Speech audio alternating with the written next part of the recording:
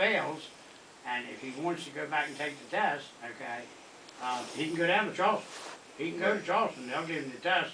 Or wait until it's given. Yeah, right, 20 times if he wants to take it, you know, he can go down there 20 times and take it if he wants. But as far as calling in for us to doing that, it's just not good procedure, you know, to do that, okay, without any problem.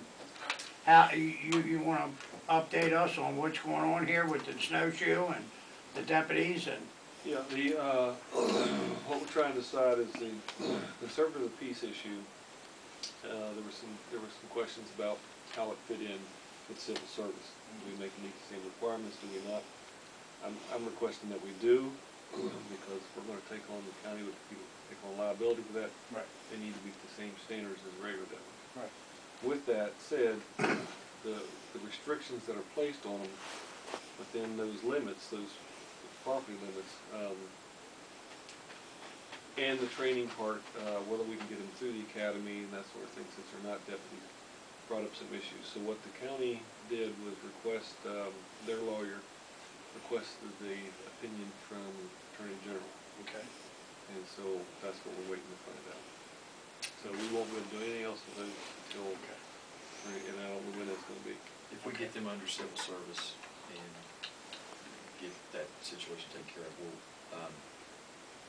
will they be able to carry firearms again? Yes, they'll have all the powers. Okay, great. And my goal is, let's go ahead and get them through the academy and have them meet those same requirements. The issue is,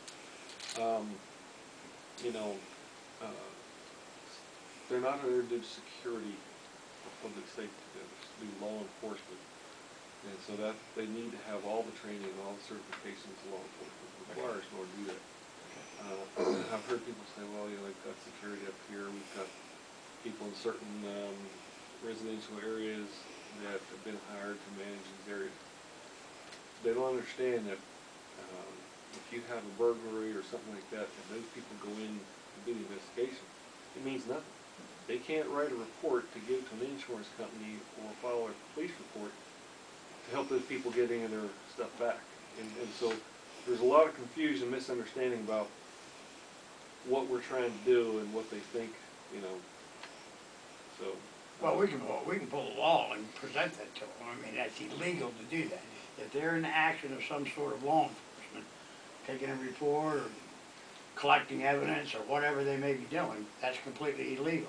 They cannot do that under any circumstance unless they're law enforcement officers. And that's what we're trying to change. Until we get them through the academy and get them under civil service. So they can be putting themselves in vicarious liability for serious suits because of that. And the other thing is, we don't want to just focus, everyone keeps going to the one-term snowshoe because that's where the main focus seems to be. We're really lacking from Mace to Bottom Elk to Cass. That whole area is pretty well out by itself. And so it's more than just the mountaintop. I mean, that's where we're going to get most of our calls in the winter, but it's got to, you know, include that whole area. Now, I've looked through, I mean, I was studying over the weekend, and these rules and regulations, and also other parts of 14, and I haven't seen anything in there, according to the law, okay, it says, okay, that these guys are deputy sheriffs, okay, but these guys, well, they're supposed to be, what are they, connoisseurs? They're conservators of peace. And in the environment where they're at, they hold the same powers as deputy sheriff. But what I'm looking outside that realm, they're nothing. And so there's a lot of stipulation one way or the other. You can't do this, you can't do that. Where do they fall? It'd just be easier if we could figure out how to Integrate them into it. just make deputy. That would be the easiest for them. Now, the point I'm putting across is I don't know. I don't see anything in there. I don't know whether in fact we can put them under civil service. Okay. Now I need to call. I didn't ask that question to the director, but I will call. Until somewhere around they get the status of deputy. Yeah, right. If they're, I don't know whether it is they have to be called a deputy or whether in fact they have to be a full deputy to be able to be under civil service. These Okay, guys I'm not can't sure. even wear the same uniforms or anything else. Yeah, well, we need to find out about that, okay? Because if in fact At that this is. particular point. Right. If that in fact that is, that we can't put them under civil service, then that puts you out of control, okay? And that's not good, okay? It may be liability reasons there that may arise or whatever, okay? And they have to go under your protection of the sheriff's department, the umbrella of the sheriff's department, So that we certainly need to find out. Okay, The whatever. Attorney General giving them some opinions on some Huh? of these questions. The Attorney General was supposed to give them opinions on some of these questions. Oh, okay. Well, I'll check with civil service just to make sure and see what they say.